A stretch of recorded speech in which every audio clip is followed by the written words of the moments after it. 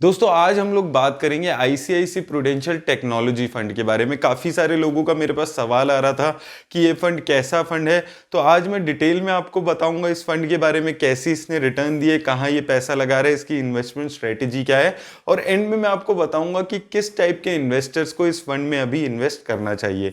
तो आइए देख लेते हैं ये वीडियो। तो दोस्तों जैसे कि मैंने आपको बताया था, ये एक टेक्नोलॉजी सेक्टर का फंड है और ये जो अपना मेजर पैसा इन्वेस्ट करता है ये टेक्नोलॉजी सेक्टर की कंपनी में ही इन्वेस्ट करने वाला है। और इसका अगर हम बेंचमार्क इंडेक्स की बात करते हैं तो BSE IT इसका बेंचमार्क इंडेक्स है। और अगर मैं इसकी लॉन्च डेट की बात करता हूं तो जनवरी 2013 में ये फंड लॉन्च हुआ था। वहीं दोस्तों अगर हम इसके फंड मैनेजर की यहाँ पर बात करते हैं तो मिस्टर वैभव यहाँ पर इसके फंड मैनेजर हैं, जो मई 20 से इसका फंड मैनेज कर रहे हैं। और उसके साथ मिस प्रियंका भी यहाँ पर इसकी फंड मैनेजर है, जो जुलाई 2020 से इस फंड को मैनेज कर रही है। तो ये एक बहुत बड़ा नेगेटिव पॉइंट मुझे इस फंड का लगता है कि यहाँ पर कंसिस्टेंसी बहुत अच्छी नहीं दिख रही है फंड मैनेजर्स की। ये दोनों ही फंड मैनेजर 1-1.5 साल से ही इस फंड को मैनेज कर रहे हैं। तो ये एक मुझे हमेशा एक नेगेटिव पार्ट लगता है किसी भी फंड का, कि अगर उसके जो फंड मैनेजर है वो लंबे टाइम से 5-7 साल से उस फंड के साथ ना जुड़े हों। वहीं दोस्तों अगर हम इसके एसेट अंडर मैनेजमेंट की यहाँ पर बात करते हैं तो 6000 करोड़ से ज्यादा का एसेट अंडर मैनेजमेंट अभी ये फंड हैंडल कर रहा है। वहीं दोस्तों अगर मैं इसकी मार्केट कैप वाइज एलोकेशन पे यहाँ पर बात करूं तो इसने सबसे ज्यादा पैसा लार्ज कैप कंपनीज में लगाया हुआ है 67% के आसपास, मिड कैप कंपनीज में 16% और स्मॉल कैप कंपनीज में 7% के आसपास यहाँ पर पैसा लगाया हुआ है। तो दोस्तों कोई अगर टेक्नोलॉजी सेक्टर का फंड होता है या किसी भी सेक्टरल फंड जो होते हैं उनके ऊपर कोई रिस्ट्रिक्शन नहीं होती कि वो लार्ज, मिड और स्मॉल कैप किसी भी मार्केट कैप की कंपनी में कितना भी पैसा लगा सकते हैं। लेकिन ये फंड ज्यादा पैसा अपना लार्ज कैप कंपनीज में लगा रहा है, तो 67% पैसा इसने लार्ज कैप कंपनीज में लगाया हुआ है। तो अगर हम मार्केट शेयर वाइज एलोकेशन देखते हैं तो उसमें ये कंपैरेटिवली कम रिस्क लेता हुआ यहाँ पर फंड दिख रहा है। वहीं दोस्तों अगर मैं इसकी एक्सपेंस रेशियो पे यहाँ पर बात करता हूँ तो एक्सपेंस रेशियो इसकी 0.79% चल रही है। वहीं इसकी जो कैटेगरी एवरेज एक्सपेंस रेशियो है वो 1.15% है। तो ये भी एक पॉजिटिव चीज मुझे इस फंड की लगती है कि एक्सपेंस रेशियो इसकी काफी कम है। और अच्छी बात क्या है कि पिछले 1-1.5 साल में जैसे जैसे टाइम बढ़ा है इस फंड ने अपनी एक्सपेंस रेशियो कम की है। कुछ टाइम पहले तक इस फंड की एक्सपेंस रेशियो 1% से भी ज्यादा की हुआ करती थी, लेकिन कुछ टाइम से इसने धीरे धीरे करके अपनी एक्सपेंस रेशो काफी कम कर लिया और एक सेक्टोरल फंड के हिसाब से काफी अच्छी एक्सपेंस रेशो मानी जा सकती है। वहीं दोस्तों अगर मैं इसके एग्जिट लोड पे यहाँ पर बात करता हूँ तो ये फंड 1% के आसपास आपको एग्जिट लोड लगता है अगर आप 15 दिन के अंदर अपना पैसा निकाल लेते हैं। अगर आप 15 दिन के बाद कोई भी पैसा अपना निकालते हैं तो आपको कोई एग्जिट लोड यहाँ पर नहीं देना होता है। अब आइए दोस्तों इस फंड की रिस्क रेशो से इस फंड की इन्वेस्टमेंट स्ट्रेटेजी यहाँ पर हम समझने की कोशिश करते हैं। तो इस फंड की स्टैंडर्ड डेविएशन चल रही है 23.22, वहीं शार्प रेशियो इसकी 1.29 है और टर्नओवर रेशियो इसकी 52% के आसपास चल रही है। वहीं अगर हम कैटेगरी एवरेज से इसको कंपेयर करते हैं तो कैटेगरी एवरेज स्टैंडर्ड डेविएशन 18.27 की है। स्टैंडर्ड डेविएशन दोस्तों हमें यह बताती है कि एक फंड कितना ज्यादा वॉलेटाइल है रिटर्न देने के मामले में, और स्टैंडर्ड डेविएशन किसी फंड की जितनी कम है उतनी ज्यादा स्टेबल रिटर्न्स दिखती है। तो यहां पर ये फंड थोड़ा ज्यादा वॉलेटाइल है in comparison to category average 23.22 की यहाँ पर इसकी स्टैंडर्ड डेविएशन है। वहीं दोस्तों शार्प रेशियो किसी भी फंड का हमें ये बताता है कि एक fund better risk adjusted return कितनी जनरेट कर पा रहा है, यानी कि कम रिस्क लेकर ज्यादा रिटर्न। और यहाँ पर इसकी शार्प रेशियो काफी अच्छी दिख रही है, कैटेगरी एवरेज से लगभग डबल इसकी शार्प रेशियो। शार्प रेशियो जितनी ज्यादा होती है उतनी एक फंड की बेटर रिस्क एडजस्टेड रिटर्न दिखाती है। तो ये शार्प रेशियो जो है एक बिग पॉजिटिव है इस फंड के बारे में अगर हम बात करते हैं। टर्नओवर रेशियो दोस्तों हमें ये बताते हैं कि एक फंड कितना ज्यादा फ्रीक्वेंटली अपने पोर्टफोलियो में चेंजेस कर रहा है सिक्योरिटीज में, शेयर्स में जो उसमें वो इन्वेस्ट कर रहा है, और जितनी कम ये रहती है उतनी ज्यादा एक लंबी बाय एंड होल्ड की स्ट्रेटेजी एक फंड की दिखाती है। और मुझे दोस्तों जो फंड की टर्नओवर रेशियो कम होती है वो ज्यादा बेटर फंड लगते हैं। वो ये दिखाता है कि एक फंड बहुत अच्छे रिसर्च करके लॉन्ग टर्म के पॉइंट ऑफ व्यू से किसी भी कंपनी को ऐड कर रहा है। तो ये फंड अगर हम देखते हैं काफी कम है इसकी टर्नओवर रेशियो, अपनी कैटेगरी एवरेज से आधी कम दिख रही है, तो बहुत अच्छा पॉजिटिव ये एक साइन है इस फंड के लिए। वहीं दोस्तों अगर हम इसकी सेक्टर वाइज एलोकेशन पे यहाँ पर बात करते हैं तो जैसे कि मैंने आपको बताया था मेजर यहाँ पर टेक्नोलॉजी सेक्टर ही है 75% के आसपास। उसके अलावा थोड़ा बहुत सर्विस कम्युनिकेशन सेक्टर भी यहाँ पर आपको देखने को मिल रहा है। उसी तरह दोस्तों अगर हम इसकी टॉप 10 कंपनीज पे बात करते हैं तो जैसे कि हमने बात की थी कि मेजरली यहाँ पर सारी सारी आईटी कंपनीज ही दिख रही हैं। Infosys, HCL Tech, Tech Mahindra, TCS, persistent system, ये मोस्टली सारी आपकी यहाँ पर आईटी कंपनी है। उसके अलावा भारतीय एयरटेल जैसी एक कम्युनिकेशन सर्विस भी यहाँ पर दिख रही है, एम्फेसिस, सीएंट लिमिटेड। तो मेजरली यहाँ पर वही है कि एक टेक्नोलॉजी सेक्टर का फंड है, तो टेक्नोलॉजी सेक्टर की कंपनीज है। और टॉप 10 में अगर हम देखते हैं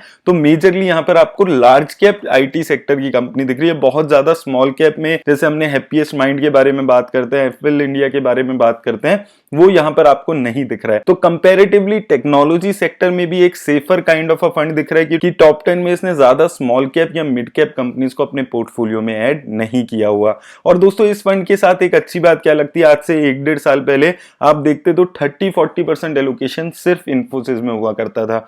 लेकिन जैसे जैसे मार्केट का सिनेरियो चेंज हुआ, इसने मार्केट के सिनेरियो के हिसाब से धीरे धीरे करके इन्फोसिस जैसी कंपनी में अपना एलोकेशन कम किया और HCL Tech, persistent system, Tech Mahindra ऐसी कंपनीज को अपने पोर्टफोलियो में ऐड करने लगे। तो मार्केट की सिचुएशन के हिसाब से बहुत अच्छी तरह ये फंड अपने पोर्टफोलियो में यहाँ पर चेंजेस कर रहा है। वहीं दोस्तों अगर मैं इसकी रिटर्न पे यहाँ पर बात करता हूँ, तो अगर आपने 10,000 रुपए से इस फंड में शुरुआत की होती, 5 सालों में वो 10,000 रुपए इस फंड ने आपके 43,000 रुपीज बना दिए हैं। तो काफी अच्छी रिटर्न है, 34% की रिटर्न इसने 5 सालों में जनरेट की है। तो बहुत ही अच्छी रिटर्न जनरेट की है। जिन इन्वेस्टर्स ने 5 साल पहले इन्वेस्ट किया होगा, मुझे लगता है वो आज बहुत अच्छी रिटर्न जनरेट कर पाए होंगे। और लगभग 1 साल पहले जब मैंने इस फंड का रिव्यू किया था, तब मैंने उस टाइम भी ये बोला था कि अगर आप हाई रिस्क लेने वाले इन्वेस्टर हैं तो एक बहुत अच्छा फंड है ये आपके लिए। वहीं दोस्तों अगर आपने इस फंड में 10 साल पहले इन्वेस्ट किया होता, तो वो पैसा इस फंड ने आपका 95,000 के आसपास बना दिया है। तो 25% की रिटर्न इस फंड ने आपको जनरेट करके दिए। लगभग आपके 10,000 रुपए इसने 10 गुना कर दिए हैं 10 सालों में।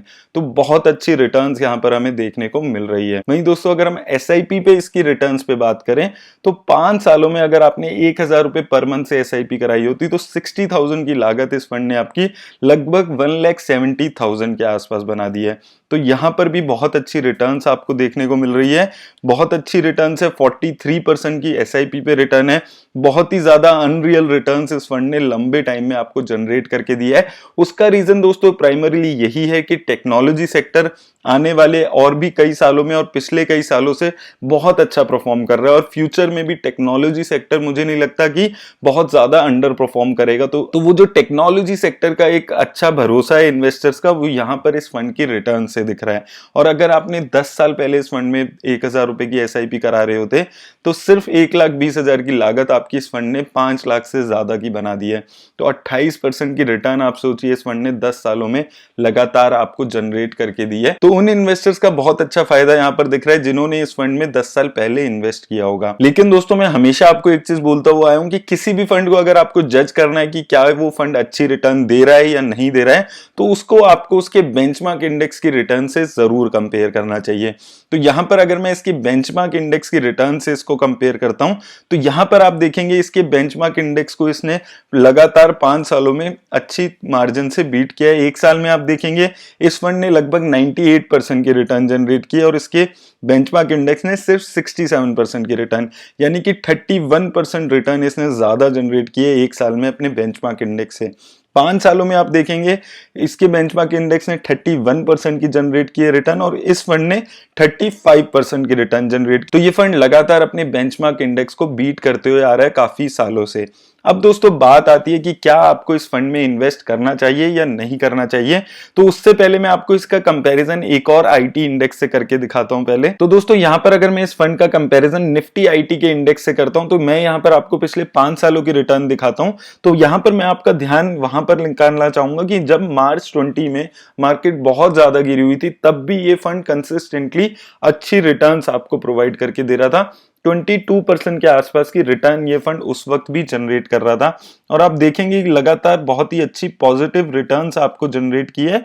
और इससे पहले जब आईटी का इतने ज्यादा डिमांड नहीं थी, उस टाइम पे भी एक अच्छी कंसिस्टेंसी से इस फंड ने रिटर्न्स जनरेट की है। तो दोस्तों ये फंड मुझे काफी अच्छा फंड लगता है अगर आप टेक्नोलॉजी सेक्टर में इन्वेस्ट करना चाहते हैं। अगर आप एक वेरी हाई रिस्क लेने वाले इन्वेस्टर हैं, तो आप एक सेक्टोरल फंड में इन्वेस्ट करने के बारे में सोचें। और दोस्तों अगर हम आने वाले 5-7 सालों की बात करते हैं, तो मुझे लगता है कि टेक्नोलॉजी सेक्टर अच्छा परफॉर्म करने वाला है, और टेक्नोलॉजी सेक्टर में भी ये पर्टिकुलर फंड काफी अच्छी रिटर्न्स आपको प्रोवाइड कर रहा है।